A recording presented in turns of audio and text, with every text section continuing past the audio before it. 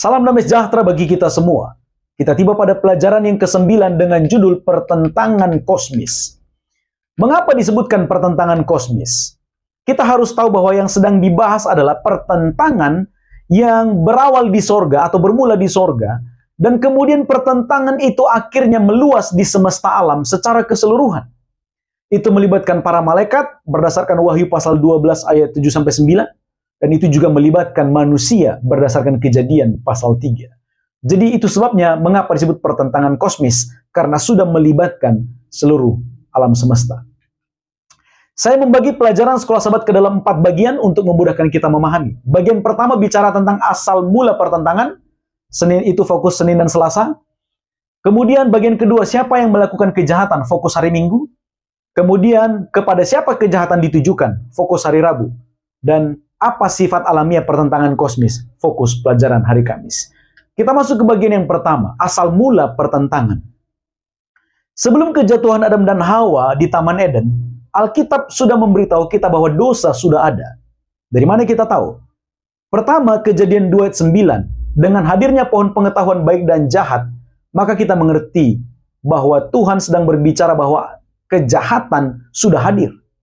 Kemudian bagian yang kedua atau nomor 2, buktinya adalah Yehezkiel pasal 28 ayat 12-19. Bercerita tentang gambaran tentang kejatuhan Lucifer. Dan bukti yang ketiga, Yesaya 14 ayat 12-15. Berbicara tentang kejatuhan Lucifer karena hendak menyamai Tuhan yang maha tinggi yang ada di sorga. Maka mari perhatikan tabel berikut ini. Ada pertentangan di sorga dan ada pertentangan di bumi. Di sorga ada Lucifer. Di bumi ada Adam dan Hawa. Lucifer adalah kerub yang berjaga. Adam dan Hawa, mereka diminta untuk menjaga dan mengusahakan taman. Kemudian Lucifer adalah gambaran kesempurnaan. Lalu Adam dan Hawa, mereka juga adalah gambar dari kesempurnaan ciptaan Tuhan di bumi ini. Kemudian Lucifer penuh hikmat dan maha indah. Dan kita tahu, Adam dan Hawa diciptakan menurut gambar dan rupa Tuhan. Tentu mereka juga penuh hikmat dan maha indah. Kemudian Lucifer berada di Taman Eden sorga, dan Adam dan Hawa berada di Taman Eden di bumi ini. Kemudian Lucifer menyalahgunakan kebebasan memilih dengan menentang pemerintahan Tuhan. Kemudian Adam dan Hawa, mereka menyalahgunakan kebebasan memilih dengan menentang perintah Tuhan. Kemudian Lucifer, dia digoda oleh keinginannya untuk menyamai yang maha tinggi. Sementara Adam dan Hawa, mereka digoda oleh setan melalui keinginannya. Dan kemudian, akhirnya Lucifer terusir dari Eden di sorga. Dan Adam dan Hawa terusir dari Eden di bumi ini. Dan kita tahu apa yang terjadi di bumi ini adalah pekerjaan dari Lucifer yang menentang Tuhan, dan dia adalah iblis. Kita masuk ke bagian yang kedua, siapa yang melakukan kejahatan? Yesus menggunakan perumpamaan untuk menjelaskan dari mana kejahatan itu berasal. Dalam Matius pasal 13 ayat 28-30, Yesus bercerita tentang seseorang yang keluar untuk menaburkan benih yang baik atau benih gandum. Kemudian pada saat yang sama juga ada musuh yang menaburkan benih yang jahat atau benih lalang. Dan akhirnya lalang dan gandum itu tumbuh bersama. Tuhan hanya memberikan yang baik, tapi ada musuh yang memberikan yang buruk. Siapa musuh itu? Matius 13 ayat 39 menuliskan, musuh itu adalah iblis atau setan. Iblis itu adalah hamba yang melawan tuannya. Dia adalah ciptaan yang menentang penciptanya. Lalu kemudian para hamba dari Tuhan yang menaburkan benih bertanya, apakah kami harus mencabut lalang itu? Yesus memberikan jawaban terhadap pertanyaan itu dengan mengatakan, tidak, jangan, biarkan itu tumbuh bersama sementara ini. Mengapa? Paling sedikit ada 2 alasan. Ini juga membantu menjawab pertanyaan pada hari Minggu. Karena hanya Tuhan yang berhak menghakimi. Matius 7 ayat 1 dan 2. Kalau manusia melakukan penghakiman, maka kemungkinan besar bisa keliru atas penilaian sendiri. Oleh sebab itu, biarkan Tuhan yang menghakimi. Kemudian yang kedua, karena memang upah terakhir atau pembalasan terakhir itu ada di tangan Tuhan. Maka manusia tidak boleh mendahului Tuhan dalam memberikan penghukuman. Oleh sebab itu, Tuhan punya waktunya sendiri nanti. Pada waktu penuaian besar itu, maka gandum akan dibawa dan lalang akan dimusnahkan. Kemudian bagian yang ketiga, kepada siapa kejahatan setan itu ditujukan? pelajaran di hari Rabu. Ayat hafalan kita dalam Kejadian 3 ayat 15. Aku akan mengadakan permusuhan antara engkau dan perempuan itu, antara keturunanmu dan keturunannya. Keturunannya akan meremukkan kepalamu dan engkau akan meremukkan tumitnya. Kita mengerti bahwa pertentangan yang terjadi di bumi ini adalah kelanjutan dari pertentangan yang ada di sorga. Setan tidak berhasil merebut apa yang dia mau di sorga. Akhirnya dia melanjutkan niatnya, upayanya untuk merebut kekuasaan di bumi ini. Dan sasarannya adalah Yesus Kristus. Ketika Yesus berpuasa selama 40 hari, iblis mencoba Yesus. Pertama, iblis menggoda Yesus untuk mengubah batu menjadi roti. Kemudian yang kedua, iblis mencoba Yesus agar Yesus mau menjatuhkan dirinya dari bumbungan bait Allah.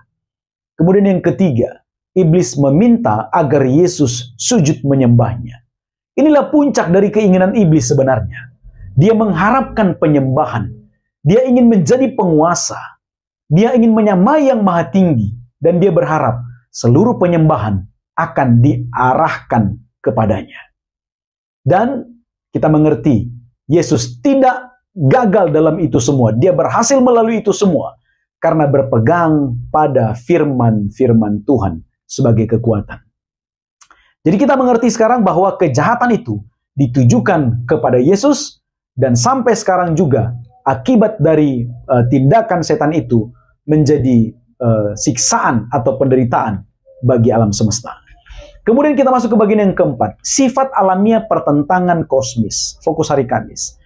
Berdasarkan Kejadian pasal 3, pertentangan yang terjadi di alam semesta ini adalah tentang karakter Tuhan yang dirusak oleh setan.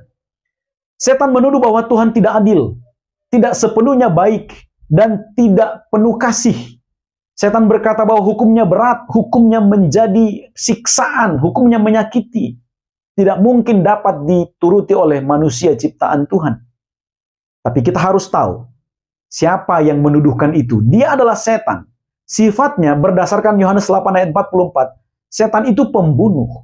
Setan itu pendusta. Dalam dirinya tidak ada kebenaran. Oleh sebab itu, kita harus mengerti, segala bentuk yang setan sampaikan adalah tuduhan atau hal-hal yang keliru tentang Tuhan. Dan tuduhan atau hal keliru yang setan berikan itu tidak dapat dikalahkan dengan kekuasaan atau kekerasan, melainkan dengan menampilkan karakter Tuhan yang sebenarnya. Itu sebabnya Yesus datang ke bumi ini adalah untuk memberi kesaksian tentang kebenaran. Yohanes 18 ayat 37. Yesus datang untuk menunjukkan langsung seperti apa kasih Bapa itu kepada manusia yang maha besar dosanya. Dan semua itu, kedatangan Yesus itu bertujuan untuk mematahkan tuduhan dan kebohongan yang dibuat iblis tentang karakter Tuhan.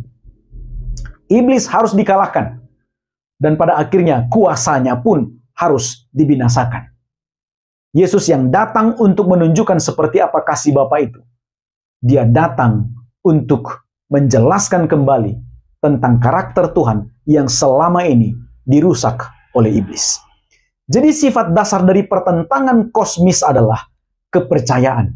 Ini berbicara tentang kepercayaan kita terhadap karakter Tuhan atau karakter Allah.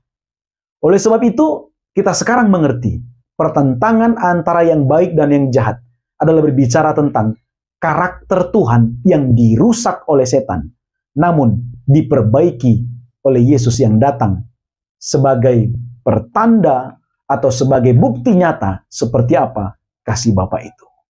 Inilah garis besar pelajaran Sekolah Sahabat kita. Semoga menolong Anda memahami tujuan pelajaran ini ketika Anda mempelajarinya secara pribadi di tempat masing-masing.